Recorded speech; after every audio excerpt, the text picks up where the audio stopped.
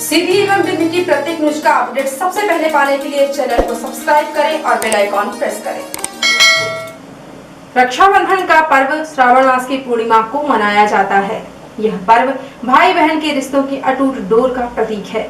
भारतीय परंपराओं का यह एक ऐसा पर्व है जो केवल भाई बहन के स्नेह के साथ हर सामाजिक संबंध को मजबूत करता है। इसलिए यह पर्व भाई बहन को आपस में जोड़ने के साथ साथ सांस्कृतिक सामाजिक महत्व भी रखता है। रक्षाबंधन के महत्व को समझने के लिए सबसे पहले इसके अर्थ को समझना होगा। रक्षाबंधन दो शब्दों से मिलकर बना है, अर्थात एक ऐसा बंधन जो रक्षा का वचन ले। इस दिन भाई अपनी बहन को उसकी दायित्वों का वचन अपने ऊपर लेते हैं। रक्षाबंधन का पर्व विशेष रूप से भावनाओं और संवेदनाओं का पर्व है।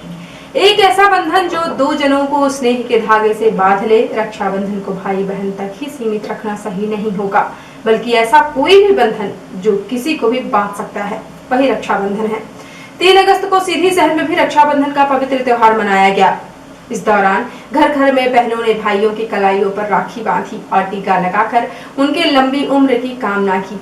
बहनों ने भाइयों को मिठाई भी खिलाई। बदले में भाइयों ने अपनी बहन की रक्षा का वचन देते हुए उन्हें उपहार प्रदान किए। मुख्य चिकित्सा एवं स्वास्थ्य अधिकारी डॉक्टर बीएल मिश्र ने बताया कि दिनांक 2 एवं 3 अगस्त 2020 को कोरोना के 11 केस की पॉजिटिव रिपोर्ट प्राप्त हुई है, जिनमें से 2 लोग दूसरे जिलों के निवासी हैं। इनमें से क्रमशः एक शहडोल एवं दूसरा अनूपपुर जिले का है। इन्हें सीधी जिले में इन्हें शामिल नहीं किया गया है।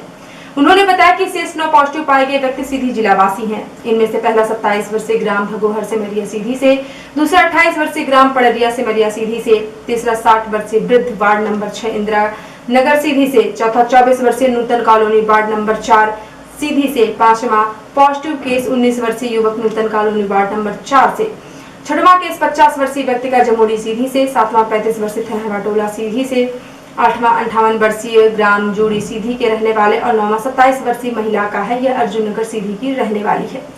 मुख्य चिकित्सा एवं स्वास्थ्य अधिकारी ने बताया कि अब तक जिले में कुल 96 पॉजिटिव केस पाए गए हैं, जिसमें से 62 लोगों को कल तक और 2 लोगों को आज कुल 64 लोगों को स्वस्थ होने के बाद डिस्चार्ज कर दिया गया है। अभी 31 लोग एक्टिव केस के रूप में आइसोलेशन वार्ड में भर्ती किए गए हैं। जिले में प्राप्त हो रहे गुम मोबाइल के आवेदनों को गंभीरता से लेते हुए जिले के नवागत पुलिस अधीक्षक पंकज कुमावत द्वारा अतिरिक्त पुलिस अधीक्षक सुश्री अंजुलता पाटले के मार्गदर्शन में गुम मोबाइल दस्तयाबी हेतु साइबर सेल के साथ टीम का गठन किया गया था, जिसके बाद टीम द्वारा तकनीकी दक्षता का प्रयोग करते हुए गुमे आधा सैकड़ा मोबाइलों को दस्तयाब करके अपने कब्जे में लिया, जिसे आज रक्षाबंधन के शुभ अवसर पर जिले के पुलिस अधीक्षक सभागार में आयोजित पत्रकार वार्ता के दौरान मोबाइल मालिकों को जिले के पुलिस अधीक्षक पंकज कुमावत और अतिरिक्त पुलिस अधीक्षक सीधी सुश्री अंजुलता पाटले भेंट स्वरूप वापस किए गए 50 मोबाइलों की कीमत लगभग 8,68,500 रुपए है। वर्षों से गुमे अपने मोबाइलों को रक्षाबंधन के दिन उपहार में पाने के बाद मोबाइल मालिकों ने पुलिस अधीक्षक पंकज कुमावत और अतिरिक्त पुलिस अधीक्षक सुश्री अंजुलता पाटले को धन्यवाद दिया। मोबाइल मालिकों को मोबाइल वितरित करने के बाद पुलिस अधीक्षक पंकज कुमावत ने सिटी हलचल को अपने इस अनूठी कार्यवाही की जानकारी दी। साथ ही सिटी हलचल द्वारा पूछे गए अन्य सवालों के जवाब दिए। आज सबसे पहले मैं सीधी के सभी शहरवासियों को रक्षाबंधन के पावन पर्व पे सभी को बहुत बहुत शुभकामनाएं और मेरी बधाइयाँ अर्पित करना चाहता हूँ। और इस कोरोना के महामारी के दौरान मैं सबसे यही रिक्वेस्ट करना चाहता हूँ कि सभी सजग रूप से और जो नियमों का पालन करते हुए त्यौहार मनाएं। आज हमने जो है कई जो गुम मोबाइल से उसका अभियान के रूप में चलाते हुए कई गुम मोबाइलों को दस्तयाब किया है, उनको रिकवर किया है। किसी के मोबाइल गुम हो गए थे, चोरी हो गए थे, कहीं गिर गए थे और इन सभी मोबाइल को ट्रैक करते हुए हमने लगभग 50 के आसपास जो है मोबाइल से जो गुम हो गए थे, जो 1 वर्ष से 1.5 वर्ष से 2 वर्ष से 6 महीने से गुम थे, उन सभी को रिकवर करके और उनके मालिकों तक पहुंचाने का ये जो है जिम्मा उठाया है। और सभी लोग बहुत बेहद प्रसन्न हैं। आज के त्यौहार पे हमने लगभग 9 लाख के आसपास मोबाइल्स जो है कीमती बांटे हैं सभी लोगों को, जो उनके राइटफुल ओनर्स थे, जो उनके मालिक थे, उन लोगों को हमने सप्रेम भेंट किया है पुलिस विभाग की तरफ से। ये हमारी एक छोटी सी त्यौहार पे उनको बधाई और शुभकामनाओं के तौर पे दिया है और आगे भी हम यही कार्य करते रहेंगे। सर, जिले में और भी कई थाना क्षेत्र हैं जिनमें इस तरह की घटनाएं हुई हैं। अब चूँकि यहाँ पे अपने जिला मुख्यालय में साइबर सेल है सर, लेकिन जो बाहर के मोबाइल घूमते हैं अन्य जगहों पर, उनके लिए क्या योजना है सर? देखिए, साइबर की सुविधा जो है एक बहुत महत्वपूर्ण सुविधा है, बट हम ये नहीं बताना चाहते कि हमने ये कैसे रिकवर किया है, क्योंकि अगर हम ये बताएंगे तो अपराधी लोग जो है बहुत उसका फ़ायदा उठाते हैं और हम आपसे भी ये अपेक्षा करते हैं। ये हमारी जो तकनीकी सिस्टम से या हमारी जो ह्यूमन इंटेलिजेंस है, हमारे सोर्स जो नेटवर्क है, हमारे मुखबिरों की सूचना से हम लोगों ने कई तरीके के प्रयास करते हुए थाना क्षेत्रों पे भी उस तरीके के प्रयास होते हैं और हमारे स्तर पे भी होते हैं, बट क्योंकि थाना की पुलिस कई अन्य कार्यों के अंदर व्यस्त रहती है, उनका काम काफ़ी जटिल कार्य है, अपराधों में नियंत्रण करना, अपराधों का विवेचना करना, चालान पेश करना, कोर्ट कार्य, महामारी के समय में कार्य, इस तरीके से बहुत सारे कार्य हैं। तो हम लोग जिला स्तर पे भी इस तरीके के काम करते रहे हैं और थाने पे भी ये कार्य आगे करेंगे। सर, आपके आने के बाद यहाँ पे कानून व्यवस्था में काफ़ी तेज़ी आई है, अपराधियों पे अंकुश लगा है और अपराध नियंत्रण में आ रहे हैं। नशे का कारोबार हो चाहे रेत का कारोबार हो, कई आपने कार्रवाइयाँ की हैं आते ही ताबड़तोड़। सर, आर्थिक गतिविधियों में जो बहुत से ऐसे प्रकरण लंबित है आर्थिक अपराध के, वो पेंडिंग है सर, क्या उस ओर भी कदम उठाया जाएगा? उस ओर भी कदम उठाया जाएगा और जो है आर्थिक अपराध ही हमारे लिए सबसे पहली प्राथमिकता बन रही है। और हम लोगों ने शुरू में हमारा रिकॉर्ड दुरुस्त कराने का कार्य किया है। जो आदतन अपराधी हैं उनको छुटवाया गया है, उनका जिलाबद्ध रहने से 110 की कार्रवाई हमने की है। और जो थानों पे VCN भी हमारी होती है, विलेज क्राइम नोटबुक जो है, हर गांव की एक क्राइम पुस्तिका होती है, उसको हमने अपडेट कराया जो कई वर्षों से अपडेट नहीं थी। इस तरीके से हमने थानों का जो सुदृढ़ीकरण रिकॉर्ड स्तर पे, रिकॉर्ड छटवाने के स्तर से लेके गुंडा अभियान चला के गुंडा परेड हमने कराई है और कई इस तरीके की कार्रवाइयाँ करके जनता में, आम जन में विश्वास बढ़ाने का कार्य किया है कि कोई भी गुंडा और असामाजिक तत्व आपको परेशान नहीं कर सकता है। इसके साथ में हमने आम जन को भी ये कहा है कि आपको पुलिस से डरने की कोई आवश्यकता नहीं है, पुलिस आपकी मित्र है। जिस तरीके से समाज में असामाजिक तत्व बहुत कम प्रतिशत में होते हैं, बहुत कम प्रतिशत में रहते हैं, लेकिन मैक्सिमम जो लोग होते हैं वो साधु लोग होते हैं, सज्जन लोग होते हैं, अच्छे लोग होते हैं, उनके लिए काम करना पुलिस का काम है।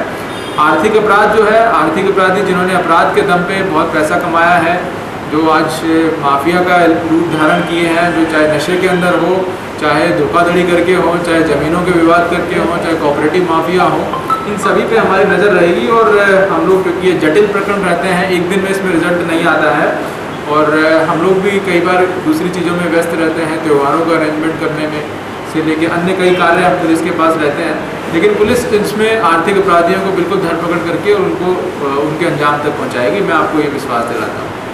Thank you sir, thank you. जिले के पुलिस अधीक्षक पंकज कुमावत की अपराधियों के खिलाफ अपनाई जा रही आक्रामक कार्यशैली ने उन्हें सलाखों के पीछे जाने को मजबूर कर दिया है। जिले के पुलिस अधीक्षक के निर्देश में जिले में लंबे समय से अपराध घटित करके फरार आरोपियों की धरपकड़ जारी है। उसी कड़ी में थाना प्रभारी बहरी उप निरीक्षक कपूर त्रिपाठी के नेतृत्व में अपराध क्रमांक 307/2020 धारा 376 दुष्कर्म के आरोपी सज्जन वसुदेवा को गिरफ्तार कर न्यायालय में पेश करने के उपरांत उसे जेल भेज दिया गया है।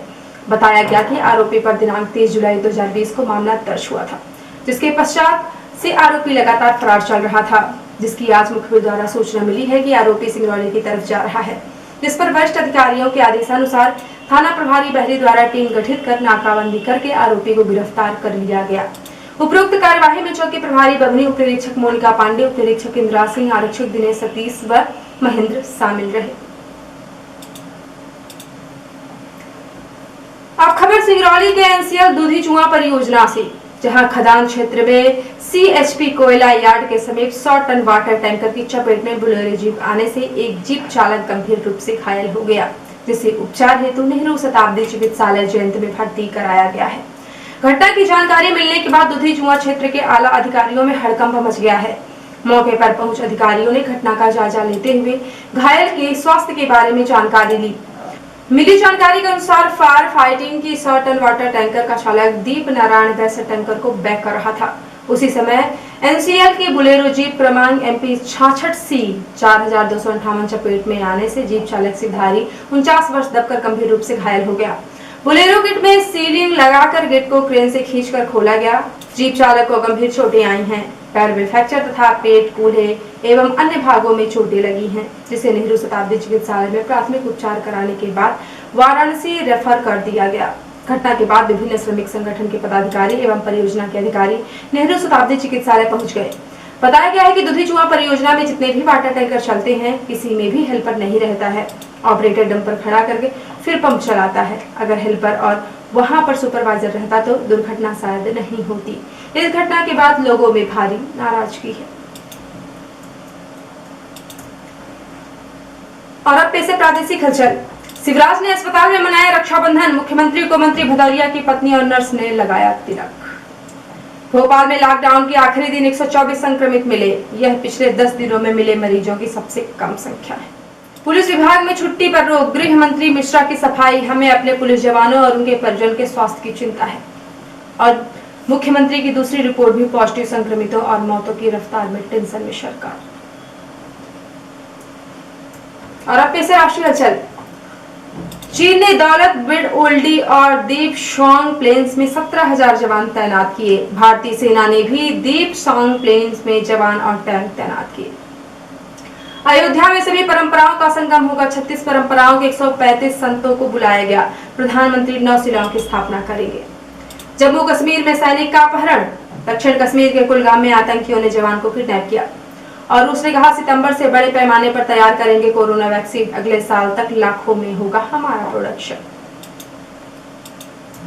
और अब पेश है प्रमुख हलचल। घर घर में मनाया गया भाई बहन के रिश्तों का पवित्र त्योहार। रक्षाबंधन में बहनों ने बांधी भाई की कलाइयों पर राखी। सीधी जिले में आए फिर 9 कोरोना पॉजिटिव और 2 लोगों ने जीती कोरोना से जंग। जिले के पुलिस अधीक्षक पंकज कुमावत ने रक्षाबंधन पर जिला वासियों को दिया तोहफा। उनके वर्षों से गुमे मोबाइल वापस दिलाए। बहरी पुलिस ने दुष्कर्म के आरोपी को गिरफ्तार कर पहुंचाया सलाखों के पीछे। और सिंगरौली के दूधी चुआ खदान में वाटर टैंकर की चपेट में आई बोलेरो। चालक गंभीर रूप से हुआ घायल। तो ये थी आज की प्रमुख हलचल। यदि आप न्यूज फेसबुक पर देखते हैं तो पेज को लाइक और फॉलो करें और यूट्यूब पर देखते हैं तो चैनल को लाइक शेयर और सब्सक्राइब करना बिल्कुल ना भूलें। आप किसी भी न्यूज को तत्काल पढ़ने के लिए लॉगिन करें www.ntvindianews.com। सीधे वेब बिंद के प्रत्येक न्यूज का अपडेट तुरंत अपने फोन पर पाना चाहते हैं तो आप प्ले स्टोर से हमारा app NTV India news download करें और जुड़े रहें अपने आसपास की समस्त गतिविधियों के साथ NTV इंडिया न्यूज के साथ। नमस्कार।